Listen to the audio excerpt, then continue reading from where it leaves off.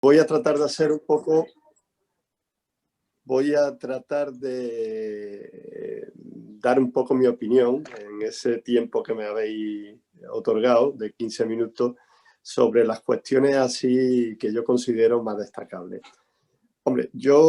la situación actual deriva un poco de lo que fue la crisis del año 2011,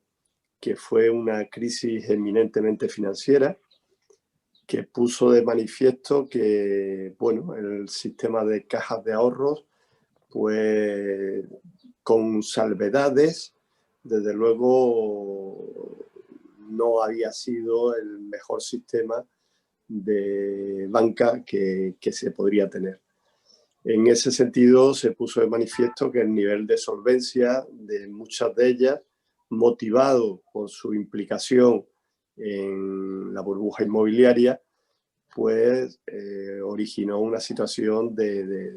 prácticamente de quiebra consecutivas de muchas de ellas. Eso llevó a una reestructuración importante que significó un proceso de fusión, de absorción, de integración, depende cada una de ellas, y incluso se llegó a dar lo que es una situación de tener que pedir un rescate bancario a Bruselas, puesto que con la caída de Caja Madrid, Bankia, pues realmente se produjo un auténtico tsunami en una segunda fase de esta crisis que requirió de fondos europeos y de un rescate bancario por parte del Estado, ¿no? El último informe del Tribunal de Cuentas hablaba de un coste actual de más de 67.000 millones de euros, si bien es cierto que todavía están las participaciones, en este caso ya con la fusión con CaixaBank, CaixaBank Bankia, que todavía se puede recuperar alguno de este dinero, puesto que los planes del gobierno es en el momento adecuado poderla vender para recuperar parte de ese dinero del rescate bancario, ¿no? Entonces, en ese periodo, aparte de la reestructuración, también se dio unas circunstancias que afectaron especialmente a la reputación de las entidades, ¿no? Todos recordamos que fue cuando surge pues, la crisis social de las preferentes, de los swaps, de las cláusulas suelos, de los desahucios, es decir, un conjunto de cláusulas abusivas que se detectaron, de productos financieros que se habían colocado a ahorradores, no a inversores, y que puso de manifiesto, digamos, la deficiente, incluso llegaba a ser fraudulenta actividad que algunas entidades podían estar desarrollando, incluso con una desprotección muy sustancial de los propios clientes bancarios, que llegó a pérdidas sustanciales y conocemos todos, ¿no? Además de movilizaciones, manifestaciones, pues incluso personas que murieron como consecuencia de la ruina que les ocasionó esta, digamos, dar la cara de esta crisis de desprotección, pero además de cláusulas abusivas y productos financieros colocados de alto riesgo, colocados en pequeños ahorradores. Por tanto, partimos de ahí, de una situación que requirió de digamos, de un rescate que lo estamos pagando todos, que lo estamos pagando todos los españoles de nuestro bolsillo, vía préstamos que se tuvieron que solicitar a las entidades, a los mercados financieros europeos, y que las generaciones futuras tendrán que seguir pagando, ¿no? Y por tanto ese rescate supuso un auxilio ante el miedo de que con la caída de estas entidades la crisis y la quiebra de algunas de ellas pudiesen significar la pérdida de los propios depósitos que tenían de sus clientes las mismas, ¿no? Ese auxilio iba más hacia garantizar que los depósitos no se iban a perder por parte de los titulares, que en realidad a salvar a una entidad, se llamase como se llamase. Lo importante era que desde luego los depósitos estuvieran a salvo y que no se produjese, digamos, pérdida en unas circunstancias tan excepcionales donde el Fondo de Garantía de Depósitos no era suficiente prácticamente para cubrir las necesidades que algunas de estas entidades y principalmente cajas de ahorros tenían en ese momento, ¿no? Por tanto, tras el rescate, tras la crisis de reputación, pues se produjo eso, una reestructuración muy importante que ha significado una concentración. Pero también tengo que decir que tarde o temprano es posible que se hubiese dado. Yo voy a dar datos y cifras que son muy significativas de una década, de la última década, ¿no? Y hasta qué punto nuestro sistema bancario era, en comparación con otros países de nuestro entorno, quizás excesivo. Existía una excesiva bancarización y teníamos sucursales prácticamente en cada esquina de cualquier barrio, ¿no? Los datos son muy significativos en la última década, ¿no? España en el año 2007 pues tenía 45.500 oficinas y en el 2020 pues ha habido un recorte de prácticamente un 40%. Hay un 40% menos de oficinas, ¿no?, bancarias, de sucursales bancarias. Sin embargo, este proceso de reestructuración se ha dado en otros países de nuestro entorno, pero claro, no tenían tanta capacidad instalada y no estaban tan bancarizados. Por ejemplo, Alemania pues tenía en el año 2007 39.000 oficinas, 39.777, y se han reducido en una década a 27.000. Pues un porcentaje que no es el 40% nuestro. Nosotros de 45.500 hemos pasado a 26.166, ¿no? O, por ejemplo, de Francia, que es la que mantiene un nivel de oficina superior, de 39.000 pasaron a 36.500, o, por ejemplo, Italia de 33.000 a 25.000. Aunque la que más ha reducido, pero claro, tenía muy poco número de oficinas, es Holanda, que de 3.600 ha pasado a 1.489. Lo que quiero decir que la crisis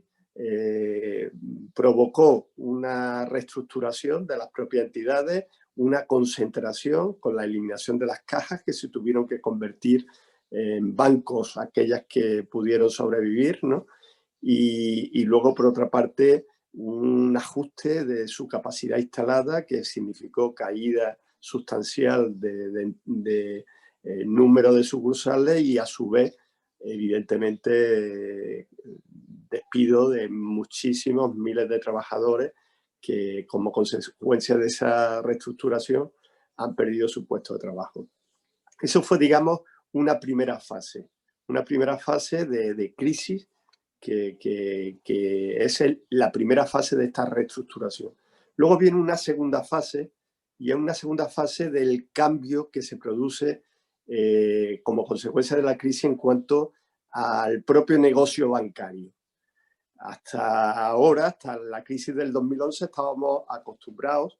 a bancos que se dedicaban a captar depósitos y luego a esos depósitos convertirlos en préstamos. Era su negocio, era un negocio que el margen era importante, puesto que los intereses que pagaban a los depositantes pues era bastante inferior que los tipos de interés que había para los préstamos. Sin embargo, posteriormente a la crisis se ha venido produciendo una caída sustancial de los tipos de interés hasta el punto de que estamos prácticamente a tipos de interés cero, y con un cambio de política monetaria por parte del Banco Central Europeo, de implicación en lo que es la inyección de liquidez a las entidades bancarias, que ha significado que prácticamente consiguen dinero del Banco Central Europeo a un 0%, y curiosamente ahora el Banco Europeo le cobra si tienen depósitos, digamos, o dinero ocioso o no utilizado, ¿no? Por tanto, el cambio, la mecánica de la propia actividad bancaria ha cambiado sustancialmente y ha generado una segunda etapa de reestructuración muy importante, que también ha significado una reducción añadida de sucursales y una pérdida de empleo. Y la última etapa, que es otra tercera etapa, que ha sido la pandemia y el COVID, con una situación donde por narices nos hemos tenido que ver abocados a utilizar los medios digitales, la banca online, porque ni éramos atendidos las propias entidades bancarias, y ante la adaptación forzada a la que nos hemos visto en un mundo ya mucho más digital, con una banca digital mucho más desarrollada, pues también ha significado en esta tercera etapa más reducción de sucursales y más reducción de empleo, mayor número de personas desempleadas, ¿no? Y esto es un proceso que sigue, que va a seguir, parece ser, y lo estamos viendo en la última fusión de CaixaBank Bankia, dos entidades de las más importantes del país, donde la expulsión y la reducción de sucursales va a ser sustancial, pero siguen anunciando, tanto el Banco Santander como el BBVA, las grandes entidades bancarias, siguen anunciando en ese sentido mayor reestructuración, porque lo que es evidente es que el nivel del que partíamos era muy elevado, los cambios de la reestructuración como consecuencia de la crisis tuvieron una primera fase de adaptación, luego el cambio de la propia mecánica de la actividad bancaria, que es muy sustancial y muy radical, ha significado una segunda fase de reestructuración, y el COVID ya ha sido el remate, lo que va a significar una apuesta clarísima por lo que es la banca digital y por lo que son bancas que cada día se va a utilizar menos o van a ser cada día menos presenciales, con lo cual el empleo también se va a ver reducido. Por tanto, eso es un poco la visión que yo doy de lo que es el proceso de reestructuración, y luego entraremos, me imagino que ahora con el debate, a problemas que han derivado de toda esta situación, pues problemas de la exclusión financiera que afecta hoy prácticamente a la mitad de los municipios en este país. Más de 4.000 municipios españoles pues no tienen ni tan siquiera una sucursal bancaria, con lo cual se está provocando un riesgo de exclusión financiera muy alto en un país donde el 95% de las personas tenemos cuentas bancarias, entre otras razones porque nos lo exigen incluso para cobrar una pensión. Tú no puedes cobrar una pensión si no tienes domiciliada la pensión en una entidad bancaria. O problemas como pueden ser las comisiones abusivas que se están poniendo de manifiesto en estos momentos como consecuencia de que el negocio prácticamente bancario se está concentrando en servicios complementarios o en lo que son comisiones bancarias. Hablaremos también, me imagino, que de la protección a los clientes con la necesidad de modificar el sistema de reclamaciones actualmente vigente. Ya hubo una modificación sustancial, pero creo que va siendo necesaria incluso abundar más en ello, y luego seguir apostando lo que es la necesidad de mejorar en este país la cultura financiera y sobre todo el paso hacia la banca digital y hacia la digitalización como una alternativa a la bancarización que también hemos tenido, digamos, en exceso, ¿no? Por tanto, yo en mi primera intervención creo que partiré de lo que he manifestado y luego abundaremos en otras cuestiones que os pueda interesar. Gracias. Gracias, Ángel. No, perdón, Antonio. Y yo adelanto una cosa y después quizás será bueno, si tenemos tiempo, es decir, entrar digamos, en todo el camino que tú has